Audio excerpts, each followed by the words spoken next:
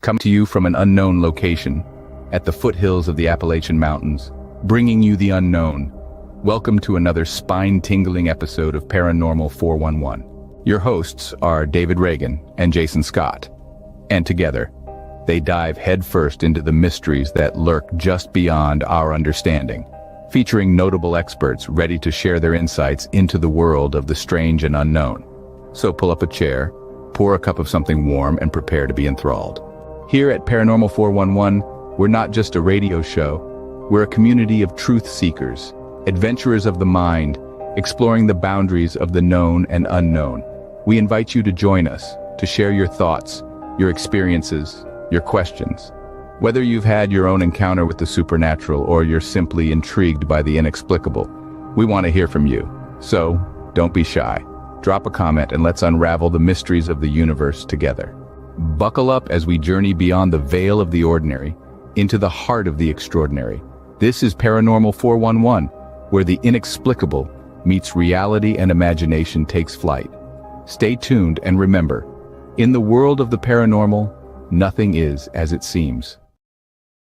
All right. All right. Welcome back to Paranormal 411. Our third show this week. Third show this week. Nice. Hope everybody's doing okay. Let's start doing more of this, right? Yes.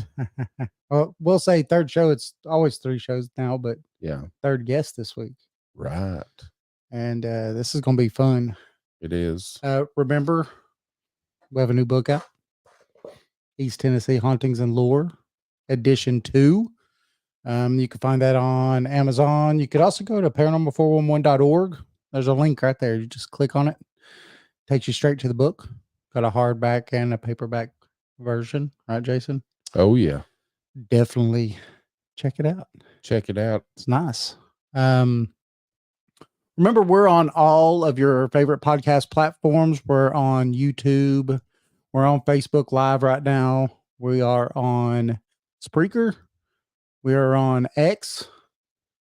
Also, every Saturday night, Eastern Standard Time, that is tonight, 10 p.m. through 11. We are on WDJY FM. That is 99.1fm.com if you want to go listen to it. If you're not in the metro Atlanta area, you could also go to paranormal411.org and click the link and listen to us every Saturday night. We are also on, 92.8 in Denver FM or 98.2. Do I have that backwards? 98.2. Yeah. In Denver, Colorado. Yep. And we're also on a TV station in We don't California. know the name of it. That's bad. It's a cable station. Yeah. But anyway, remember, you can find us at paranormal411.org, Paranormal 411 on Facebook, YouTube, and Twitter. Oh, yeah. Join us. Join us. Join us. So we got a great guest for you tonight. Linda Eastburn. She is the creator of the Linda Eastburn YouTube channel. She interviews Bigfoot, UFO, and paranormal experiencers. She's also the author of Threshold to Encounters, Which we want to talk about tonight. Yes, we do. It's a book that it dives into the world of Bigfoot, aliens, and the paranormal through real life stories and her own experiences. Nice. Linda explores potential connections between all these fascinating events. Let's bring her on. Yeah. That's right. What we do too. Right down our alley. It's perfect, right? It's like perfect. Hey, Linda. Hey, Linda. How you doing? Hello. I'm doing fine. Thank you. So, you got into Bigfoot about a year ago. I stumbled into Bigfoot. It was not my doing. I'm going to tell you, I think Bigfoot came to me. I didn't go to Bigfoot. I did an interview with Scott Nelson. You know, he's analyzed the Sierra Sounds, the Ron Moorhead Sierra Sounds. And I did an interview with him and it just kind of took off and I got this enormous following of big people who like Bigfoot. And so I just started exploring more Bigfoot. I've been a UFO researcher since the 80s. So, you know, that's been a long time, paranormal, UFO, ghost, you know, that sort of thing. Mm-hmm. But Bigfoot was that foreign element, that cryptid out there that I didn't know much about. So, yeah, I've learned a lot in the last year and a half about Bigfoot. Wow. Doing the UFO thing, Bigfoot never came up because in the Bigfoot world, sometimes UFOs come up, you know? They do. When I was doing UFO research, I do remember way back, there was a tape that came into my presence. We're talking a long time ago, so they were cassette tapes back then. Mhm. Someone who had supposedly captured vocals of Bigfoot on their property, and that got into my hands, but I didn't know what to do with it necessarily. And it wasn't as organized. Bigfoot research wasn't as organized as it is today. And because, it was the 80s, 90s, it was like, yeah, there's a Bigfoot out there maybe, but I didn't know what to do with this tape.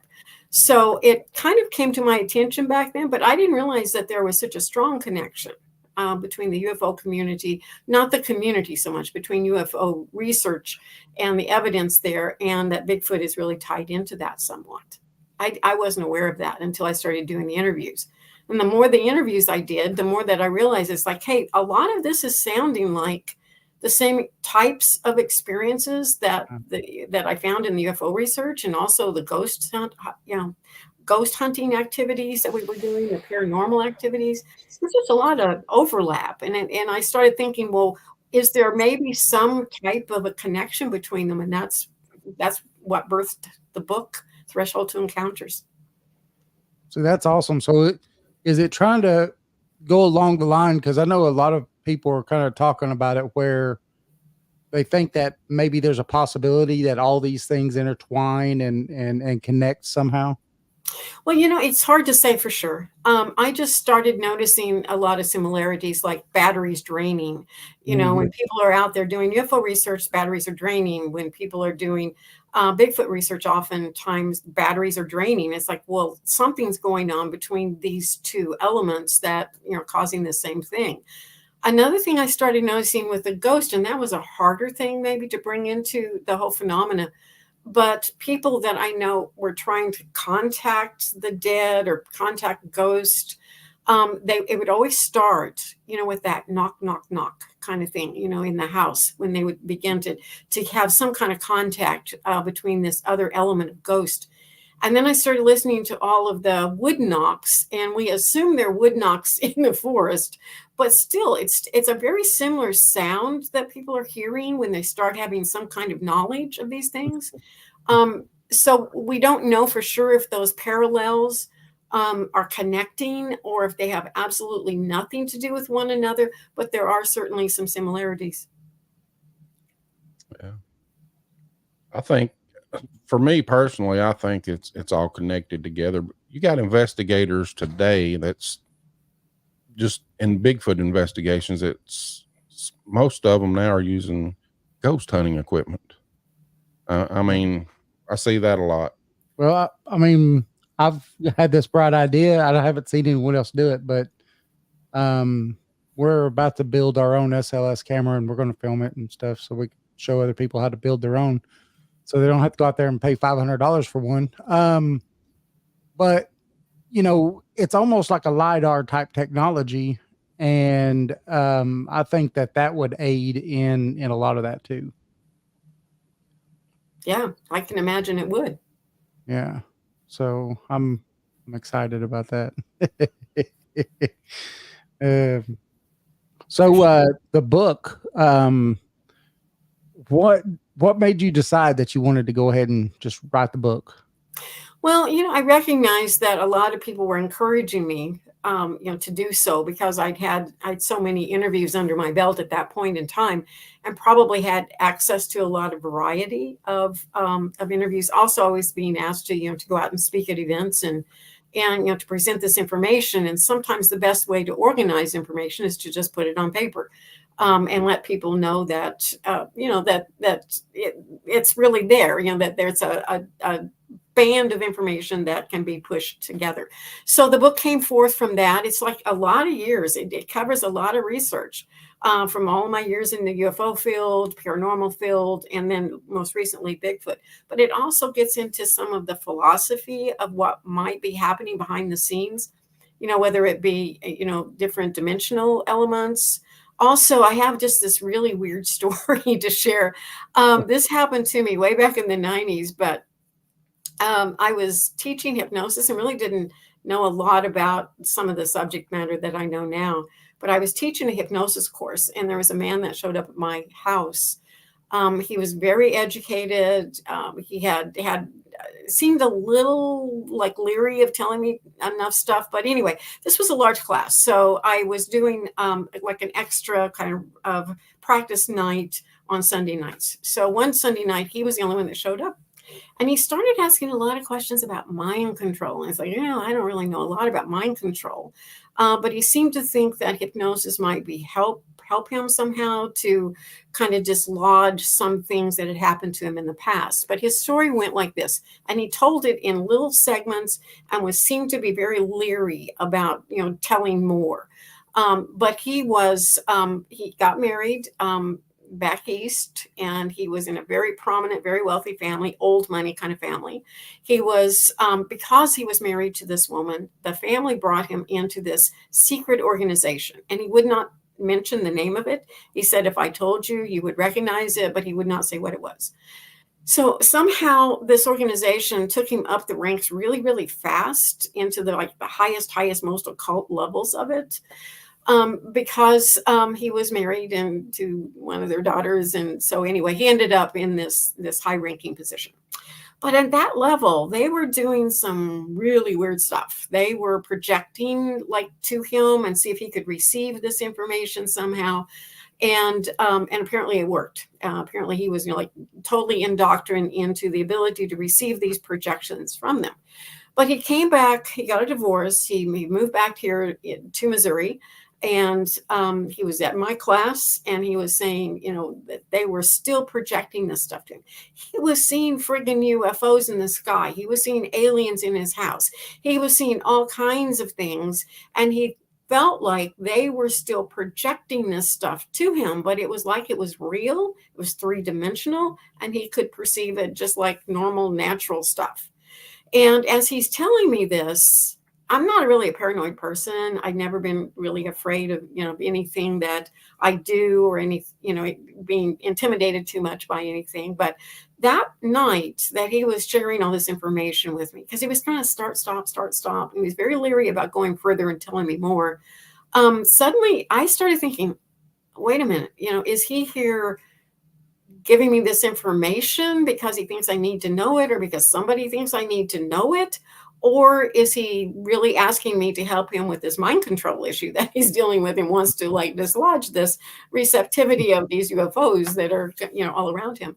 But it made me really, kind of think twice about that. Well, he went home that night, and it just so happened I came down with a bug of some sort and couldn't do the next class. It was only 2 days later. That was Sunday night. The next time was Tuesday night. So I asked my husband at that time if he would please just call the class members and tell them, no class tonight. I just didn't feel up to it. So he did. The man's phone number was disconnected. He never came back to class. He wasn't living where he said he was living. I mean, I don't know what was going on with that, but it always made me wonder if there is some means or some way for projection of these things to people are receptive to it, to be able to perceive it. So that's kind of in the book too. This idea of that might be one possibility. Another thing, and I'm not saying that people are delusional about what they're seeing at all, because I really think there are good, honest people telling you exactly what they're perceiving. But our perception levels are so limited.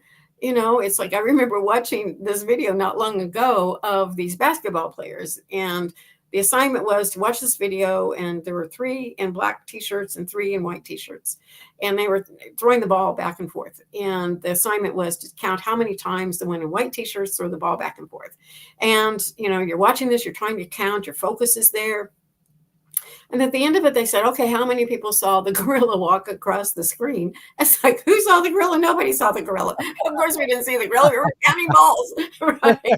They did it again, and there's a gorilla going right in front of us. I mean, I don't know. Our perception is so limited because we're focused on one thing, and we can only focus on a limited number of things. So that's kind of in the book too.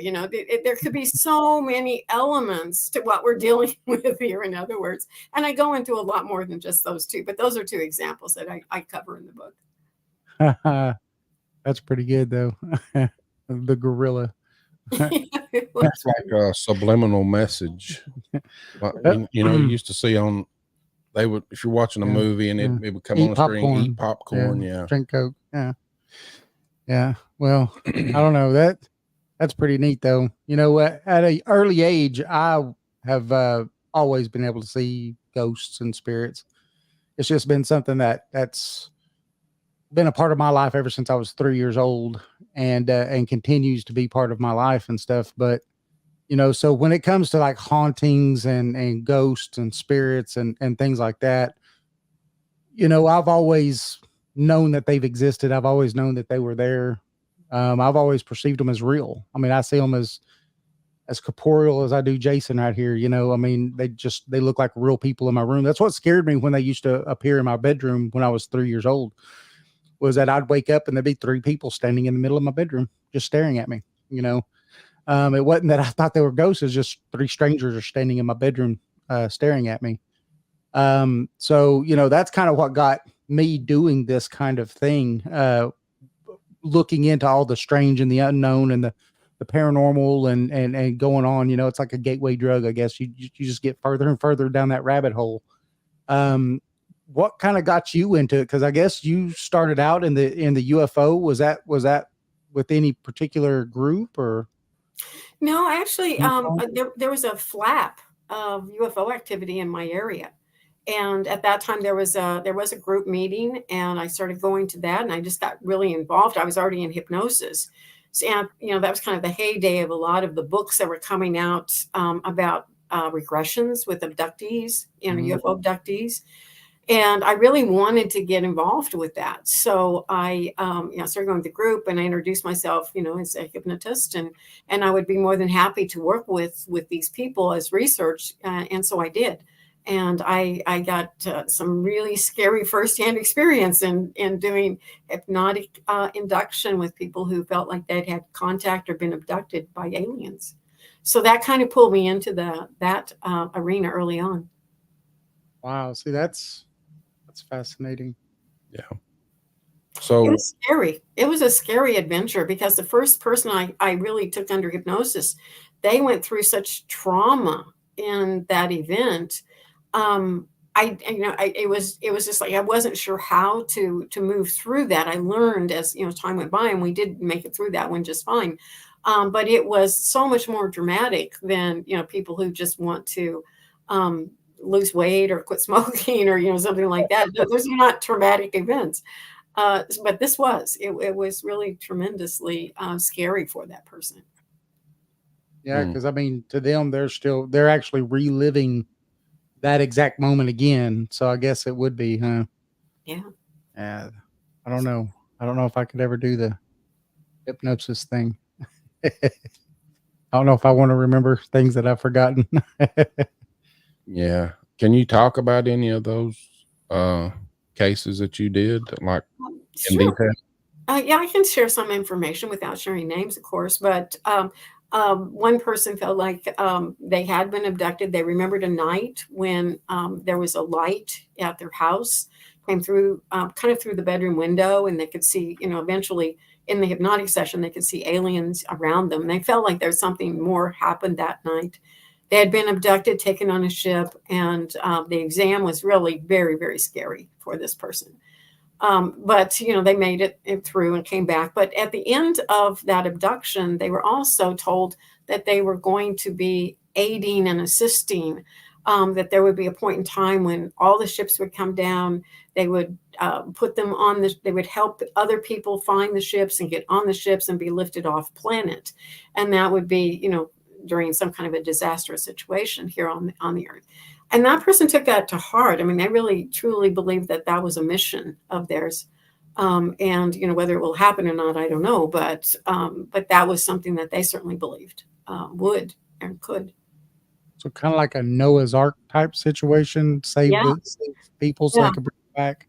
Yeah, something like that. Yeah, exactly. That's interesting. Yeah, it was. Yeah, and there, you know, been a lot of other incidences with people who have had contact with aliens where they just felt either they feel like they're on a mission or they're learning some kind of psychic capacity, and that's really common. They're in like a school-like setting, In another case that I researched, there were two young boys. They were probably, 5, maybe 5 and 7, something like that. And they felt like they were at night, they would go to the top of their stairs and go through a doorway and then just be ported out among all of these other children and aliens and such, and be brought back, and they were told not to ever, ever, ever talk about it. But eventually they let the cat out of the bag, so to speak.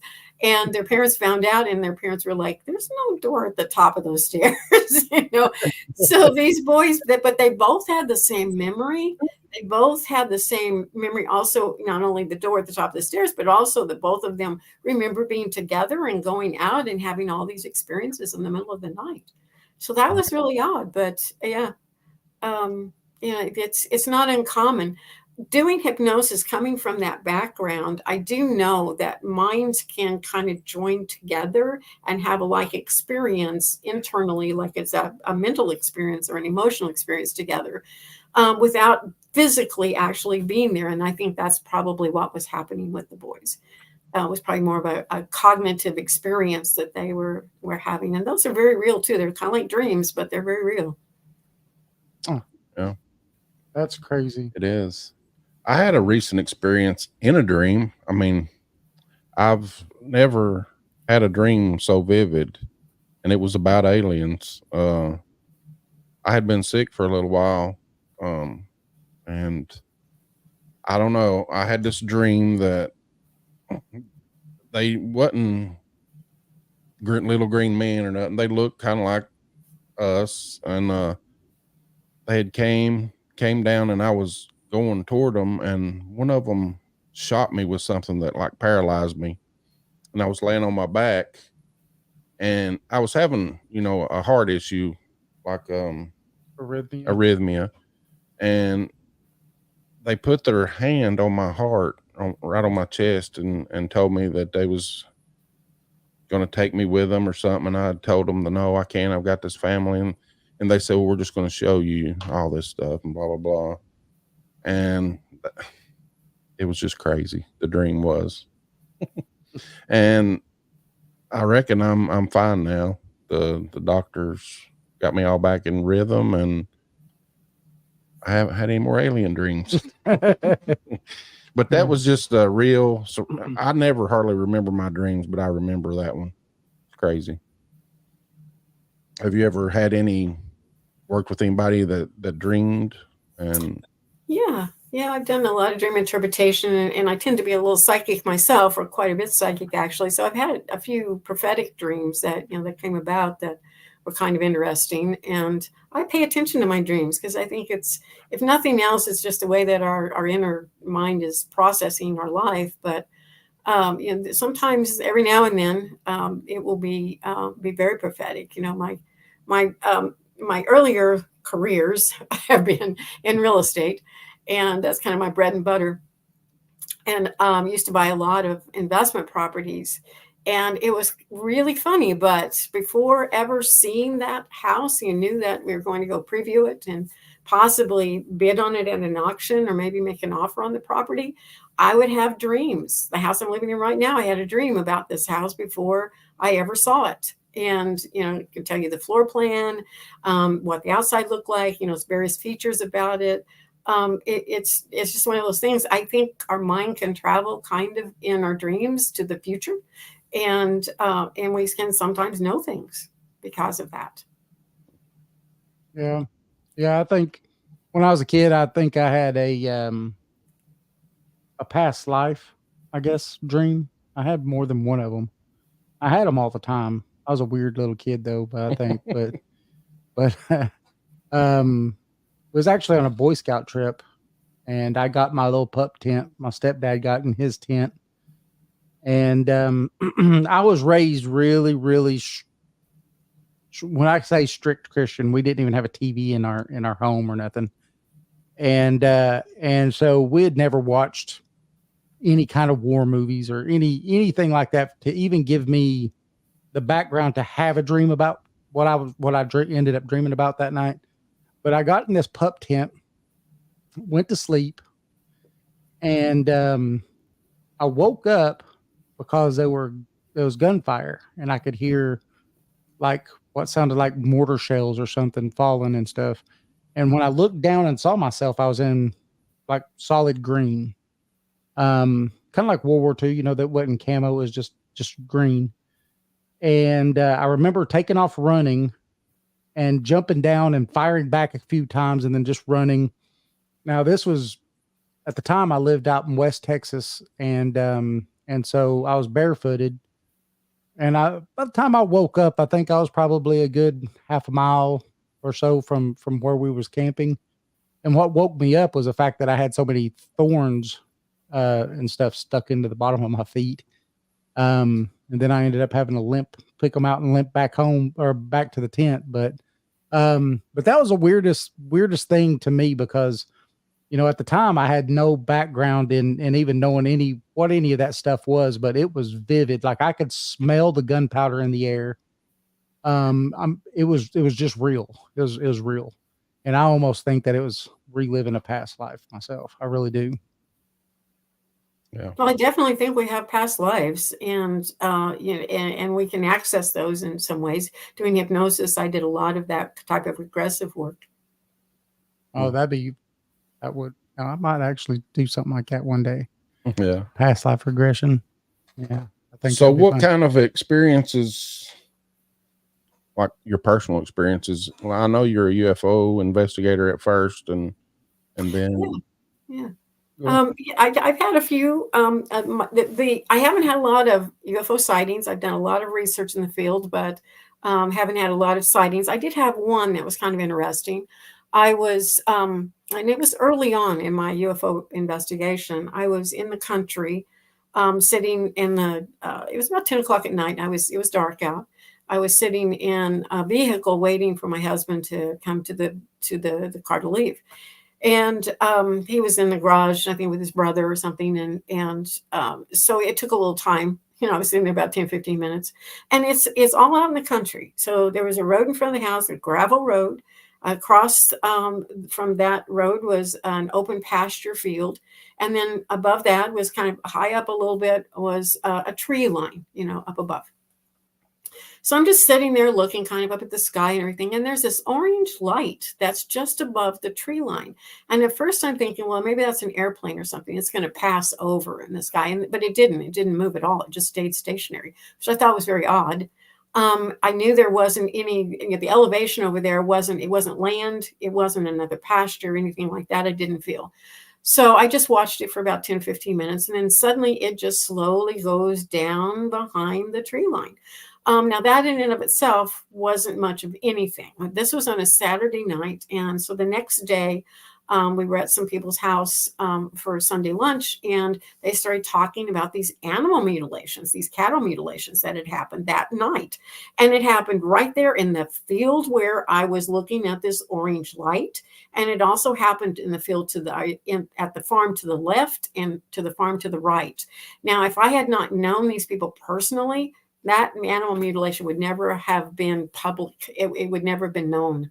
So I may have been observing an animal mutilation as it happened. I don't know for sure, but I thought that was just a kind of a bizarre thing.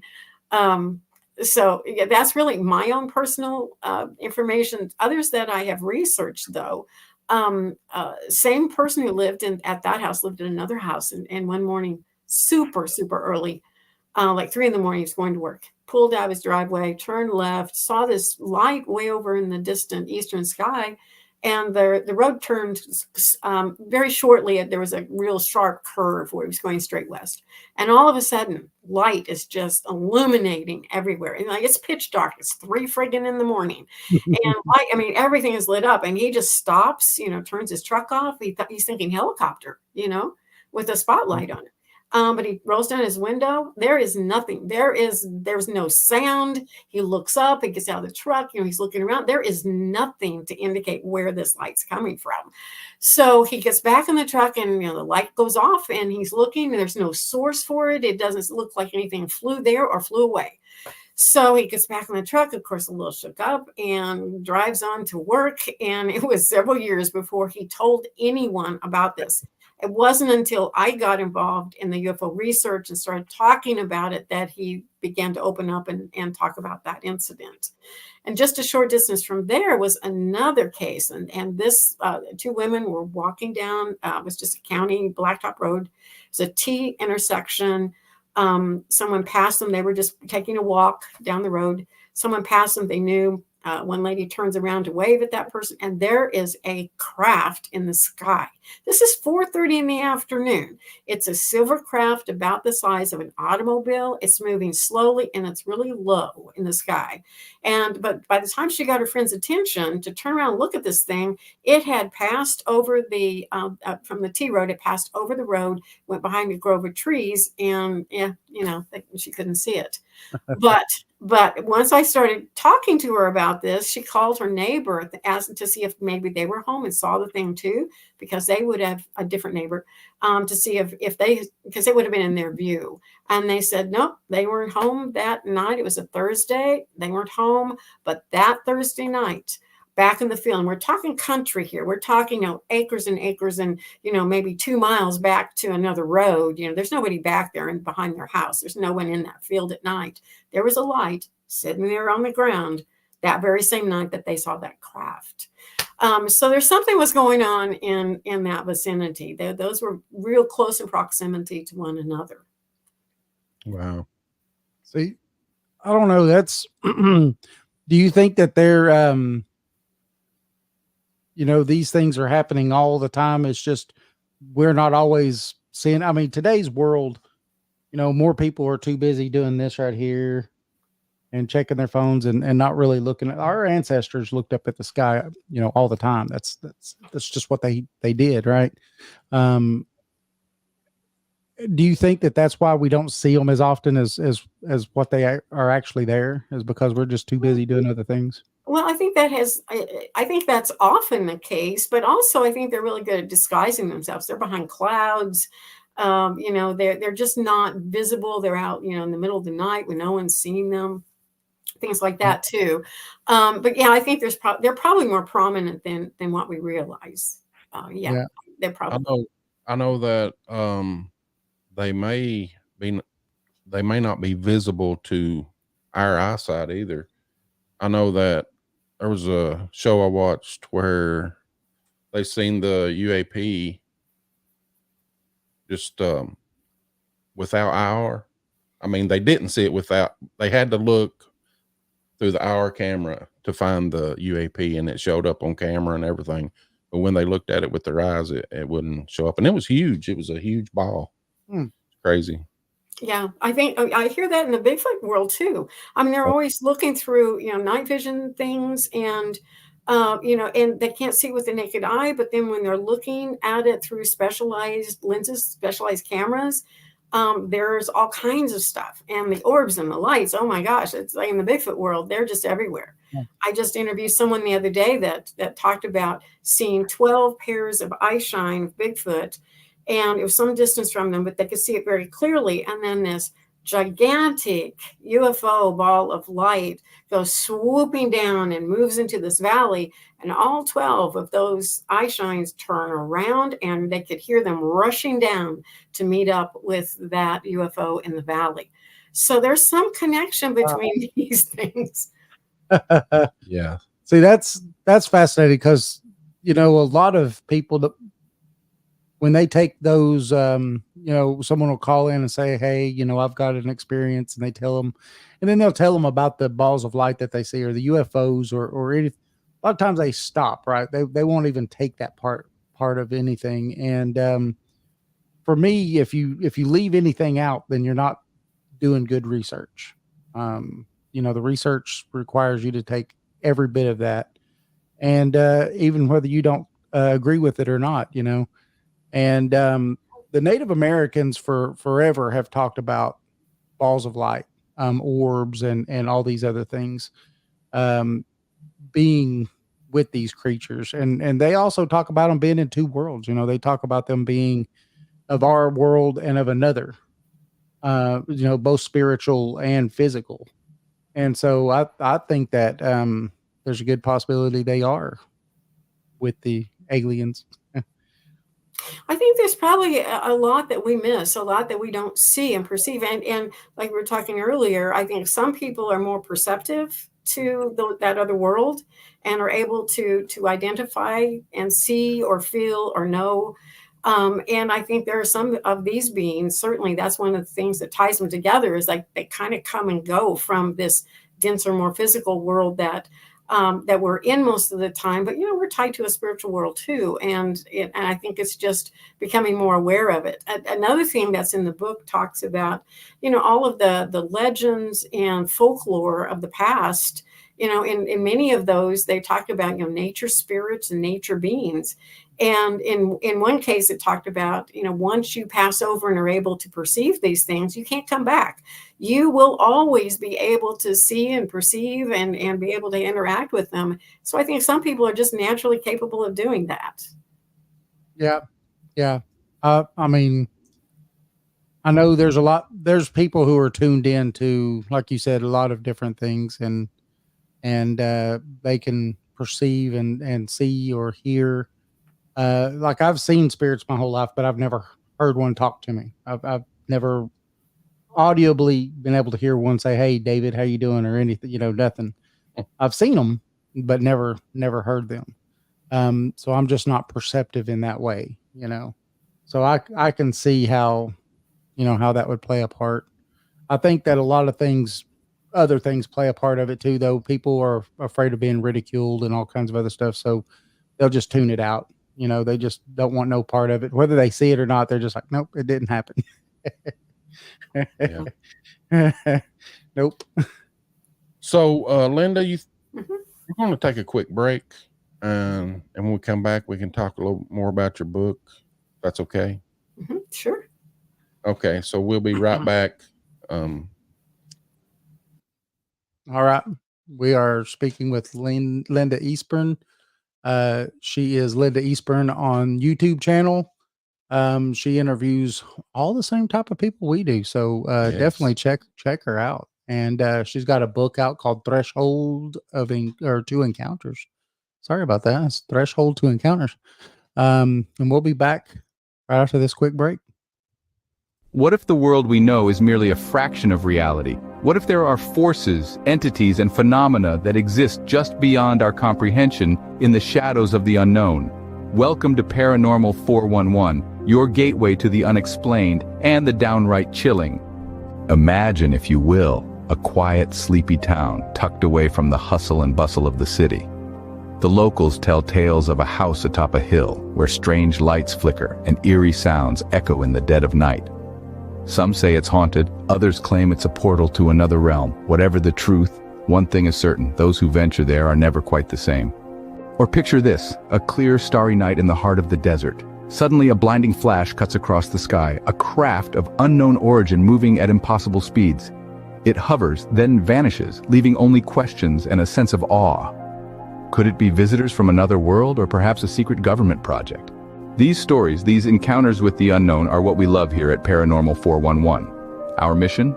To explore the unexplored, to question the unquestioned, and to shine a light into the darkest corners of the paranormal. We've journeyed through haunted houses and UFO sightings, and into the mysteries of cryptids and psychic phenomena, and pondered the existence of other dimensions. And yet, there is so much more to discover. Paranormal 411 is your guide to the unexplained and the extraordinary. Here we talk about the mysteries that lurk in the shadows of our world, from haunted houses and UFO sightings to cryptids and psychic phenomena. We love to question, to explore, and to understand the unknown. There's a world of mystery out there just waiting to be discovered. So why not join us on this journey into the unknown? Subscribe to our YouTube channel and become a part of the Paranormal 411 community. Together, we can uncover the secrets that the universe holds. Welcome to Paranormal 411. Your journey into the unknown starts here. Join us. In the heart of Madisonville, Tennessee, lies a pizzeria like no other. Step through the door of Legends and Lore Pizzeria and be transported to a realm where paranormal and cryptid encounters, along with mouth-watering pizza, go hand in hand. Meet Eddie and his crew, who serve up slices of the supernatural along with the best pies in town. With the walls adorned with eerie artifacts, indulge in piping hot slices that melt in your mouth and tease your taste buds. And it's not just the locals who love the incredible pizza. Legends and Lore has been selected as the best pizza joint in all of Monroe County. As lovers of everything pizza and the paranormal, the owners have mastered the art of crafting unforgettable combinations that will leave you wanting more. To stay connected with this mystical eatery, follow Legends and Lore Pizzeria on Facebook, where tales of their latest creations and upcoming specials will be shared. Make sure to browse their custom menu, featuring legendary pizzas like the Chupacabra Ranch and the Exorcist. So, whether you have an appetite for the supernatural or simply seek the best pizza in town, Legends and Lore is the place to be. Come for the unforgettable flavors, stay for the captivating stories, and find yourself in a world where legends and pizza collide. Get ready to rock with the electrifying sound of Catalyst, a band that's sure to leave you wanting more. With their powerful lyrics and killer riffs, Catalyst is a great sound in the world of rock music. You can listen and find Catalyst on Bandcamp, or go to the link at paranormal411.org and click on their banner.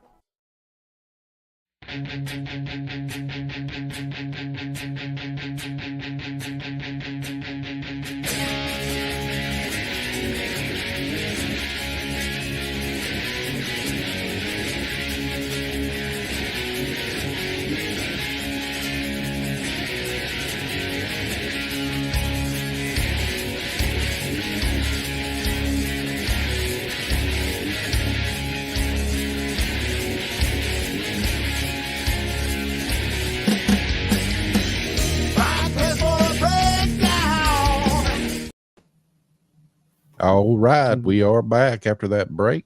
All right. Thanks to the band Catalyst. And Yes. Legends and Lore Pizzeria. Best pizza around. Yeah, Linda, if you like pizza, if you ever come through our area, Mm-hmm. there is a great pizza place Yeah. themed after cryptids, all kinds of stuff. Yep. All kinds of cryptid pizzas. It's really good. Yeah. You're making me hungry. I'm telling you. It's really a good place. It is. Eddie and his wife Susan, they do a lot of investigating and stuff too, and they're pretty fascinating. Pretty fascinating people to talk to. If you could ever get them on your show. Because how long has it taken us? 2 years to get them on the show? Yes. Yeah. So they're busy. but they're fun. So have you ever done a lot of paranormal investigating or just done a lot of, actually just interviewing a lot more people that do that kind of thing? I've done, a little bit of, groundwork, a type of things. I remember I used to have a radio show called Anomalies. And we did a lot of shows on ghost activity and paranormal activity of all sorts. And I remember going to a small town that is just simply known for massive amounts of haunted things. And so we did quite a bit of research there. There was one house that really got my attention. It was really, they had some really bizarre stories to tell. The house was kind of known to be haunted. It was like a 3-story house, and a lot of people had seen a face at the window. But when they bought the house, they started seeing someone up there, and there shouldn't have been anyone in the house. No one was home. No one was there. They were doing a little bit of a remodel to it, but that was common for someone to see people at that window. But after they moved in, really weird stuff started happening. One night they came home from a dinner, and the lady, had a really nice dress on, so she just slipped it off in the living room and laid it over the sofa, to keep it in good repair. The next day planning to hang it back up, and went to bed. And the next day she gets up, and this thing is wadded up and in the freezer of all things. So that was weird. But this is another correlation I made with that particular form of research, is that they had this wooden carved statue in the living room. And they said a lot of this paranormal stuff seemed to happen around this old wooden antique carved statue, and it was big. It was probably 3 feet tall, something like that. It was a head, kind of a bust, like thing. But I had another research trip that I did back east, and there was a home that had a very, very similar type of statue. It was very old. It was antique. It was otherworldly. It was not something that came from the United States. And very same type of activity, missing things, things were being moved. It's just a lot of bizarreness. Now I realize that's just two cases. I don't know if they had anything to do with one another, but I, made note that that was kind of odd. Another thing that happened at this house that I was researching, though, with a group of people, in the foyer, change would just start, falling down, just out of nowhere, just loose change. And they had a lot of creepy, sounds. A lot of things were moved around. A lot of things were missing.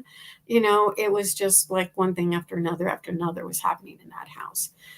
So yeah, we went there. One of the people that I investigated with was Ted Phillips. And I doubt that you recognize that name. But Ted Phillips was a really hardcore researcher of a lot of paranormal things, but also UFO activity. He actually worked with Jalen Hynek on the Blue Book. If you know Okay. Jalen Hynek, you got that name right. Yeah. So he came at this from a real scientific point of view, and he took that house apart as far as electronically to see what was happening, what measurements he could get, to see where the hot spots were in the house and such, and found some really unusual electromagnetic activity going on there. So yeah, I've done a little bit of that with a little bit more with the UFO stuff. Traveled a lot, to research groups out to different places to see what we could find, and took a lot of reports with that. I haven't seen a lot of UFO stuff. I've only had one real ghost experience, so, and I can share that with you. Oh yeah. It was kind of early on before I got involved with much of the UFO stuff even. But it had a little house, it had a small living room, had kind of a sectional sofa in one corner and a coffee table. And that's about the only thing the room would hold. But I was sitting on the floor with my back to a corner of this living room, and my husband was on the sofa, and another couple of friends were there, a couple of ladies, and one was on the sofa and one was in a chair, I think, at the end of the coffee table. And so I'm sitting there with my back to this corner, and I started feeling this, I couldn't put my finger on it. It wasn't a pain of any sort, but it was just this uneasy feeling. And I would not really even have associated it with anything abnormal. It was just, I just didn't feel comfortable with my sitting there anymore. And so I said, I'm going to get up and just sit on the sofa because I don't feel comfortable with this. And the woman sitting across from me, she was really well versed at seeing things. I'm not a seer. I'm more of a feeler knower, but she could see energy. She could see this. And she just made the comment, well, she could see some energy movement back there. Didn't know what it was, but she could see some energy movement back there. But that week I had a hypnosis session with someone, and this was really weird how this all came about. But a man came to my house to do a hypnosis session, and I always started my sessions with a walk in the front door. You sit in that very same living room and kind of get to know one another, kind of get an interview, kind of get a feel for what they wanted. You built a comfort zone between the two of you before you actually went back to my office to do the hypnosis. So he walks in the door, and I kind of introduced him to come into the living area, but he didn't say a word. He just kind of stared. And then he walked into the family room and walked back to the sliding glass door and looked outside in the yard, and then looked back and came back and was standing in the hall again. And with his arms crossed, he's like, I don't know for sure, but I'm thinking, do I need to run now? I don't know what's going on. This is a scary movie once before. Kind of scary. So I asked him if everything was okay, and he's still standing in the hall, just kind of looking and pondering. And all of a sudden, he says, yeah, it's okay. But he said, I think my dad used to live in this house. And then he looked at that corner where I felt that uneasy feeling, and he said, and he died right there. And it's like, that was just a few days after I've had that feeling. And after this woman had seen the energy movement back there, it's like, oh my gosh, talk about confirmation. That was just kind of cool. Yeah. That's weird. Yeah. Amazing. Wow. That is amazing. How about on the Bigfoot front, since that's something that's new to you? It is new. I got the idea to do this byways of Bigfoot along the Niangua River in Missouri, which is not a huge river, but it's fairly long. And it was named Niangua by the Osage tribe, so it's got a lot of Native American history around it. So we're going out, and I'm like, it's a river. One guy that I'd interviewed had some property along the river, and he'd heard Bigfoot vocals, he felt like, spring, fall kind of thing. So I asked, if he would let us, film there. And of course, there were several other places along the river that we could film. And I thought, it's worth just going out, do a nature piece, not just Bigfoot related, but do a nature piece as well. And so we got a group together to do the research. We went out to look. Very first friggin' day we went out. This was amazing. It had been a big rain the night before. Nobody knew where we were going but me. I was the only one. So they couldn't have faked this, because I was the only one who knew where we were at. But it was a big storm the night before. We got there and we're just filming. We're just doing some nature filming. We walked back along some bluffs close to the river. And the two of the guys there, they went back and they found this tree that had been, it wasn't just broken over. It was twisted and turned over. And we got pictures of the top and the bottom of it both. And then right below that tree, there was a footprint with toes, very distinct toes. And it was a fairly cool morning and we were there early. So I'm thinking, okay, if this was a human foot, and it was a little bit bigger than normal, but if it was a human foot, they would have to have been out here this morning because this wouldn't have still been here. And it was cold. It had rained like cats and dogs the night before. There was this break right beside it, and then there was another footprint just beyond that. So we felt like that was some pretty good Bigfoot evidence.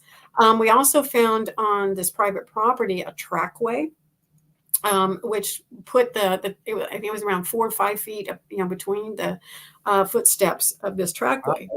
That's a good stride. It was a good stride, and really a deep print, big footprint, about 17, 18 inches long, something like that. I mean, we found that all, and we didn't even film that many days. And I'm thinking, gosh, if you really put in some time out here, you'd probably find a huge amount of evidence. But we found it in more than one place. And then later on, it was after making byways, someone told me, oh, they had been to that same area. Some guys had been up by those cliffs and they came out and said, be careful, there's some Bigfoot back here. They had seen something. And then some land just short distance from there some years before. And there again, this information didn't come to me until after we'd actually done the filming of byways of Bigfoot. But there were these farmers, and we're talking, back a ways, maybe in the 80s, these farmers that own big tracts of land, not far from this river.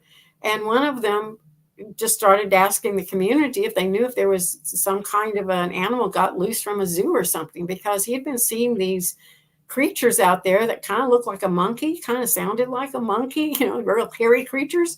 And then the guy across the street, a little while after that, he started talking about the same thing. He was seeing them on his property too. Well, this was probably Bigfoot, but they just didn't have the context to say that was Bigfoot. They didn't know it was Bigfoot. They thought it was some, maybe monkey creature or something from the zoo. Nothing had escaped from the zoo. It was probably Bigfoot. Bigfoot probably lives in that area, we found. But, at that time, people were not acknowledging that a great deal. Crazy. So, what are your thoughts on Bigfoot? Because I know everybody's kind of got their own little thoughts on it.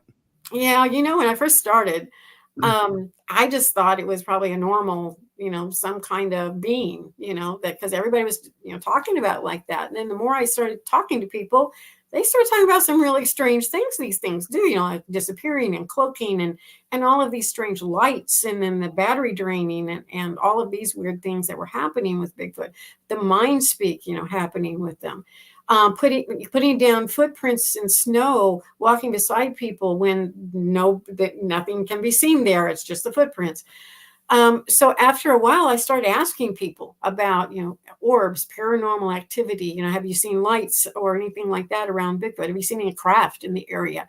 And the more I started asking people, the more I realized, okay, probably 75% of them are seeing these extra things. So yeah, I think they're probably some kind of a being, and I would probably put them more into the same category as I would put aliens and ghosts. They have unusual things they're not normal to the reality that you and I live in. Most of us don't go cloaking, you know. Right. So I think they have some paranormal capacity. Probably don't just live in this world. I think the Native Americans had it right. Yeah, Scott Carpenter, that you know, he used to be in our area over here, Mhm. had some pretty compelling stuff that he had, where he could, you know, showed portals opening up and these things coming in and out of them and stuff like that. That was pretty fascinating. Yeah, I had him on my show. I think he was like the 5th show I did or something like that. Yeah. I was really fortunate, to catch him and have him on the show before he passed. Yeah, we kick ourselves in the butt because we're like, oh, he's just literally right here where we live. I mean, and so we put it off, and then we just put it off so long that we never got that opportunity. And I think it was a loss on us for that, because that was a lot of information that we could have got for sure. But I think that you know, I think that it's ET, extra dimensional beings. I don't know, but I think they fall somewhere in there in the paranormal realm. Yeah, I think they probably all come from somewhat of the same type of place, wherever that might be. If you could even call it space, time space probably isn't as we think it is. Right. But they may be individual, different, very unique individuals, in that dimension. But maybe relate in the way that as to where they come and how they enter and exit our reality. Mm-hmm. Absolutely. Yeah. I do want to ask you a question about the film. At the first of it, when Ninja was looking for your campsite and stuff, wasn't there like a 9 foot up on a tree, a big claw mark and rubbing or something? Yeah, that was the first thing we found, and that was right next to an area where we found a tree brick and another footprint. Don't know for sure what that was, but it was way out of human reach. One of the guys with us is really big and tall, and he could barely get to the bottom of it, actually. So we don't know for sure what that was, but it was kind of an interesting find. Yeah. It was on an oak tree, and it was just, and you could see the claw marks on it. So something probably had scratched that bark off. Yeah. Pretty neat. That's interesting. Mm-hmm. Huh. So, I guess it's coming up on an hour. Do you want to just, we'll let you go since it's your bedtime. But if you want to give everybody, where they can find you and get your book and everything. Yeah, I'd be happy to do that. You can find my YouTube channel. It's just Linda Eastburn YouTube channel. It's pretty easy to find. Also, I have a Bigfoot group on Facebook called Midwest Bigfoot. What is it called? I think it's called Midwest Bigfoot. But you can find me on Facebook for sure. And also the book Threshold to Encounters can be found on Amazon.com. Awesome. Yeah. Oh, yeah. I'm gonna have to get me a copy of that. Yeah. It has a lot of variety of information in it because it has so many years of my research, so many angles, and I worked a lot of intuitive work and teaching people remote viewing and mind speak and such. So I bring some of that element in there as well. Just knowing a little bit about how our minds work. With our perception ability as well as our comprehension ability, and we're all not built the same. We do perceive things differently. So there's a lot of that in the book too. Oh, I've got to read this for sure now. So before you get to go, I have one more question now. She just said that that she knows how to remote view and stuff. I mean, that's fascinating. Do you is that something that you actually teach too, or is that just something that you do? No, I've taught intuitive skills for a lot of years. I actually worked as a health intuitive for numerous years, traveled all over the country and spoke at a lot of events and also taught the courses. The remote viewing is just, it's unreal, just what you can perceive with that. I kind of do a unique form of remote viewing. I call it intuitive remote viewing. So it's a little bit varied from, like the structured type of remote viewing, even though I can do that too, but I'm really better with more like a freelance type of program. When I first started learning remote viewing, I heard about it at a UFO conference. And at this conference, I knew intuitive skills, but it was more of a spiritual process, kind of that, kind of la la land, and I'd never really even considered using that toward just simply seeing physical things. They were not in my presence. But this guy was talking about this Russian remote viewing program. He'd interviewed these people. They did it as a spy program, and I'd never heard of that before either. And so I came home from that UFO conference thinking, okay, I want to do this. I'm kind of a self-starter. So it's like, I want to be able to do that, but I didn't know how. But I did know how to put myself into a hypnotic state. I did know how to, to kind of, project my mind and see things. So I decided to just get the phone book. And remember the days when we actually had phone books? Yeah. Yes. Anymore. But this was way back. So I just picked, an area of the phone in the phone book that had a phone number. It was an area I did not know that street. I wasn't familiar with it at all. And I'm thinking, okay, if there's a phone number there for this residence, there's probably a house, right? So I just would say that I would connect with that house by its address. And I told myself not to invade privacy. I was going to see it from the street and look at it from the front of the house, and then just described what I would see. And then later I would go look at it. Okay, so my very first try, this was interesting. My very first try, I go in, I put myself in this hypnotic state. I do the address thing. I'm connecting with it, and I let the visual come up in my mind. And I'm seeing this baby blue colored house. And every part of my being, this is the intuitive feeling part, every part of my being said, that's the wrong house. Nope, don't do it. That's not the one. Don't go there. So X that one out, go back in, say the address again. And this time I came into it really close. I was like right up next to the paint. I could see the paint runs. It was that close. It was white paint. And as I tried to back away from the house, I could see black roof. I could see one tree in the yard, picture window, a little one-car garage on the right-hand side, little green. You remember when they used to have green grass on all the sidewalks and stuff? There's green grass. Little, metal pole. It's just a little ranch style one-car garage house. Black roof, white outside. One tree in the front yard. So later that day I drove by, and guess what? Baby blue house is right next door. And this is one thing that I really began to learn about the mind. When you have a distraction of something that is extremely interesting, that's where your mind's going to go. Well, the baby blue house was way more interesting than this little black and white house I was looking at. So that's why it caught my attention. But everything else, I got two things wrong.